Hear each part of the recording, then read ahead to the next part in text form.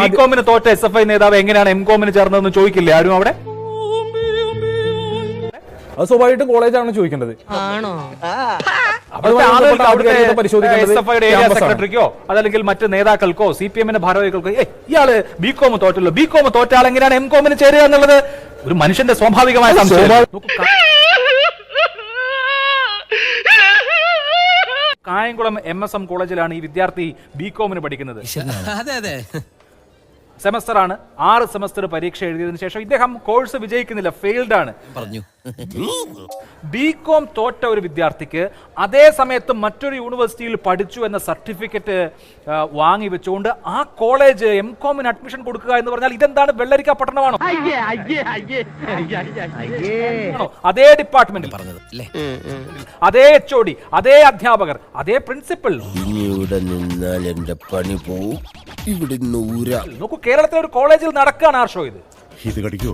Biscuit ഇട്ടോണ്ടിരുന്ന കടിക്കൂല, ഓടാൻ വല്ല ഉദ്ദേശം കടിച്ച് കീറും. തീർച്ചയായിട്ടും അതിനെ സംബന്ധിച്ച് അന്വേഷണം നടക്കണം എന്നുള്ളതാണ് ഞങ്ങളുടെ ആവശ്യം.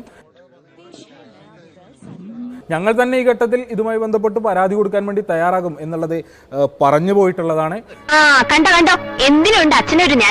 ഞങ്ങളുടെ മുൻപിലേക്ക് ഈ 2 ദിവസം വന്ന വിഷയം ഇദ്ദേഹത്തിന്റെ ഡിഗ്രി സർട്ടിഫിക്കറ്റുമായി ബന്ധപ്പെട്ടതാണ്. ആ ഘട്ടത്തിലാണ് അദ്ദേഹം കലിംഗ സർവകലാശാലയിൽ പഠിച്ചിട്ടുണ്ട് എന്നുള്ളതിനെ സംബന്ധിച്ച് തന്നെ ഞങ്ങൾക്ക് അറിയുന്നത്. സ്വാഭാവികമായും ആ നിങ്ങൾ മാധ്യമങ്ങൾ ബികോമിന് തോറ്റ SFI നേതാവ് എങ്ങനെയാണ് എംകോമിന് ചേർന്നതെന്ന് ചോദിക്കില്ലേ ആരും അവിടെ?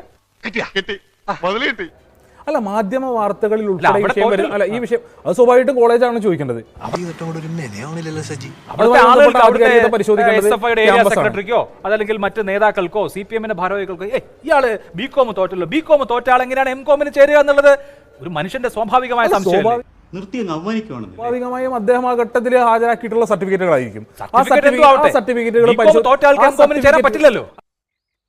ഇത്രയും വലിയ ഗതികെട്ടവൻ ഈ ലോകത്ത് വേറെ ആരെങ്കിലും ഉണ്ടാവും എന്റെ കർത്താവേ.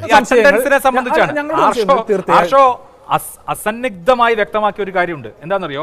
കലിംഗ സർവകലാശാലയിൽ മുഴുവൻ പരീക്ഷയും അറ്റൻഡ് ചെയ്തിട്ടുണ്ട് നിഖിൽ, മുഴുവൻ പരീക്ഷയും വിജയിച്ചിട്ടുണ്ട്. അതുകൊണ്ട് അദ്ദേഹത്തിന് സർട്ടിഫിക്കറ്റ് കിട്ടിയിട്ടുണ്ട്. ഇതൊക്കെ ഞങ്ങൾ പരിശോധിച്ച് ബോധ്യപ്പെട്ടു എന്ന് പറഞ്ഞിട്ട് പറയാം. അവമാനിക്കരുത്, ഞാൻ നല്ലൊരു കുടുംബത്തിൽ പറഞ്ഞവനാണ്. നീ നല്ല കുടുംബത്തിൽ പറഞ്ഞു, ഞാൻ പിന്നെ മറ്റേ കുടുംബത്തിൽ പറഞ്ഞാണല്ലോ. പരിശോധിച്ച് ഞങ്ങൾക്ക് ലഭിച്ച ഡോക്യുമെന്റുകൾ, ഞങ്ങൾക്ക് അദ്ദേഹത്തിന്റെ സെമിസ്റ്റർ മാർക്ക് ലിസ്റ്റുകൾ ഞങ്ങൾക്ക് കിട്ടുന്ന നിലയുണ്ടായി. അദ്ദേഹം പരീക്ഷ എഴുതുന്നതുമായി ബന്ധപ്പെട്ട് അദ്ദേഹത്തിന്റെ ഹോൾ ടിക്കറ്റ് ഉൾപ്പെടെ ഞങ്ങൾക്ക് ലഭിക്കുന്ന നിലയുണ്ടായി. ഭയങ്കരം തന്നെ. ഇതെല്ലാം ഞങ്ങൾക്ക് ലഭിച്ച ഘട്ടത്തിലാണ് ഞങ്ങൾ സർവകലാശാലയെ ബന്ധപ്പെടുന്നത്. കാര്യമുണ്ട്. ഒന്ന്, ഈ കോഴ്സ് സർട്ടിഫിക്കറ്റിലുള്ള കോഴ്സിന്റെ പേര് പോലും തെറ്റാണ്. പിന്നെ നാണക്കെടുത്തി. മര്യാദക്ക് കോഴ്സിന്റെ പേരെങ്കിലും ശരിയാക്കി ഒരു വ്യാജ സർട്ടിഫിക്കറ്റ് ഉണ്ടാക്കാൻ പോലും കഴിഞ്ഞിട്ടില്ല.